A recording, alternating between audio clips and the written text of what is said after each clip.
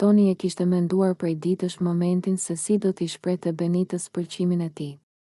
Ai sillej sa majtas djathtas nëpër shtëpi, duke kërkuar momentin e duhur, derisa më në fund vendosi t'i kërkonte asaj pak kohë për të folur. Benita, edhe pse e habitur nga mënyra e tij e papritur, pranoi dhe e ndoqi deri në obor, ku ishte më qetë dhe larg vëmendjes së banorëve të tjerë. Toni mori frym thellë dhe, për një çast, heshti. Pastaj nisi t'i tregonte asaj se sa shumë i kishte pëlqyer qysh nga dita e parë kur e pa në shtëpi. Ai i tha se ajo ka një lloj magnetizmi, një mënyrë të veçantë të qenit që e tërheq njerëzit. I tha se e pëlqen si sillet. Si qesh, si është gjithmonë e drejtë për drejtë dhe e sinqertë, ndërsa ai fliste, Benita rrinte e heshtur, duke e dëgjuar pa e ndërprerë.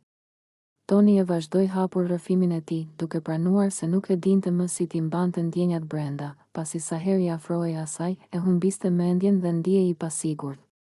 Ai i kërkoi që të mos e merrte keq dhe tha se thjesht donte të ishte i sinqert me të, por sapo Toni mbaroi se foluri, Benita reagoi menjëherë, me një ton të qartë dhe krejt të drejtë për drejtë.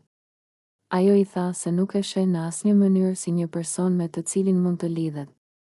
Madje shtoi se sjellja e tij në shtëpi shpesh është fëmijërore, e ngarkuar me drama dhe situata që ajo nuk i pëlqen.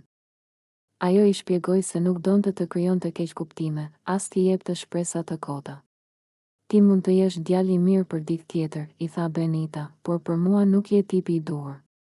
Dhe as nuk më pëlqen kur sillesh keq, ndaj nuk ka asnjë mundësi që të funksiononte midis nesh.